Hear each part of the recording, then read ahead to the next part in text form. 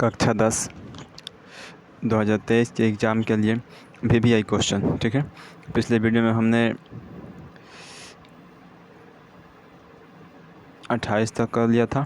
ठीक है, अब यहाँ से हम लोग चालू करेंगे 29 नंबर क्वेश्चन से। ठीक है, चलिए देखते हैं क्वेश्चन नंबर 29 को। दिया है, दर्पण के सामने किसी भी दूरी पर स्थित वस्तु का प्रतिबिंब सीधा प्रतीत होता है तो वह कौन सा दर्पण होगा।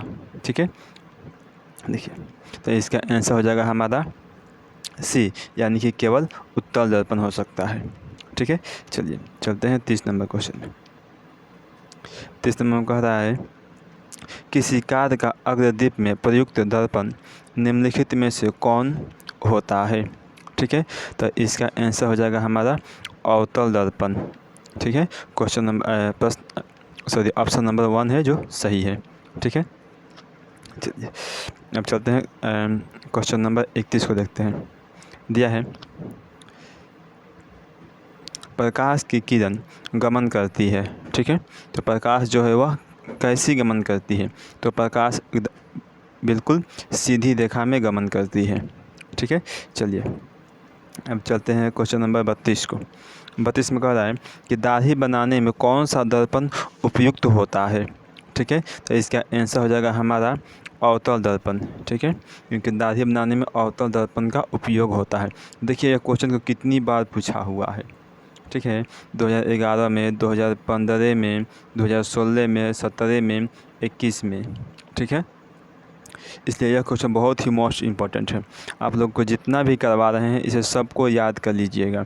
ठीक है, क्योंकि बिल्कुल आना ही आना है आपके एग्ज़ाम में। ये सारे क्वेश्चन हमेशा पूछे ही जाते हैं, ऑब्जेक्टिव क्वेश्चन। ठीक है, चलिए देखते हैं। चलिए अगला क्वेश्चन दिया है 33 में, समतल दर्पण की फोकस दूरी होती है। ठीक है, यानी कि समतल दर्पण की जो फोकस दूरी है वह कैसी होती है, तो समतल दर्पण की फोकस दूरी अनंत होती है। ठीक है, चलिए चलते हैं क्वेश्चन नंबर 34 यानी कि 34 में। 34 दिया है, अवतल दर्पण के सामने वस्तु को कहाँ रखा जाए ताकि प्रतिबिंब उल्टा वास्तविक और समान आकार का बने। ठीक है, तो इसका आंसर हो जाएगा हमारा वक्रता केंद्र पर। ठीक है, वक्रता केंद्र पर बनेंगे तो रखेंगे तो प्रतिबिंब उल्टा वास्तविक और समान आकार का बनता है। ठीक है, चलिए क्वेश्चन नंबर 35 को देखते हैं। 35 में दिया है, उत्तल दर्पण से बना काल्पनिक प्रतिबिंब होता है, यानी कि उत्तल दर्पण से जो प्रतिबिंब बनता है वह कैसा होता है। ठीक है, तो इसका आंसर हो जाएगा हमारा सीधा और आवर्धित। ठीक है, ऑप्शन नंबर 1 जो है वह सही है।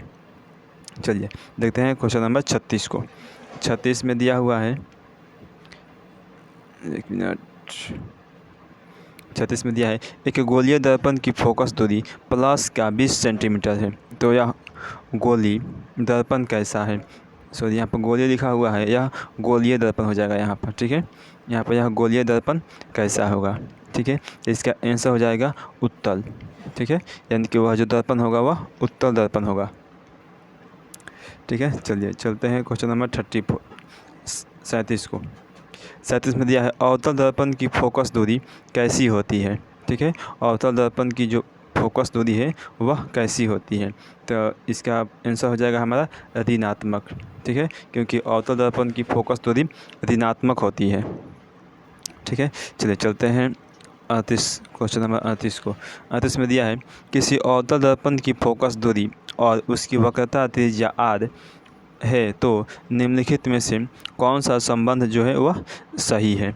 ठीक है, तो इसका जो संबंध है r बराबर होता है हमारा 2f, यानी ऑप्शन नंबर बी जो है वह सही है। चलिए चलते हैं क्वेश्चन नंबर 39। 39 में क्या पूछ रहा है, कह रहा है कि दर्पण सूत्र क्या है, यानी कि दर्पण का जो सूत्र है वह क्या होता है। तो दर्पण का जो सूत्र है वो हमारा होता है 1/f प्लस 1/u बटा बराबर 1/v। ठीक है, तो ऑप्शन नंबर बी जो है वो हमारा सही है। चलिए आते हैं अब, चलिए ये तो हमारा ख़त्म हो गया। अब चैप्टर 2 आया है। चैप्टर 2 में है प्रकाश का अपवर्तन। ठीक है, चलिए चैप्टर 2 को देखते हैं। चैप्टर 2 में ऑप्शन नंबर प्रश्न संख्या 1 है कि लेंस की क्षमता का एसआई मात्रक क्या होता है। ठीक है, तो लेंस की क्षमता का एसआई मात्रक हमारा डायोप्टर होता है। ठीक है, चलिए 2 नंबर क्वेश्चन, लेंस की क्षमता P बराबर क्या होता है। लेंस की क्षमता में P बराबर क्या होता है, तो 1/f होता है। ठीक है, 1/f। ठीक है, आप लोग इसे याद कर लीजिएगा।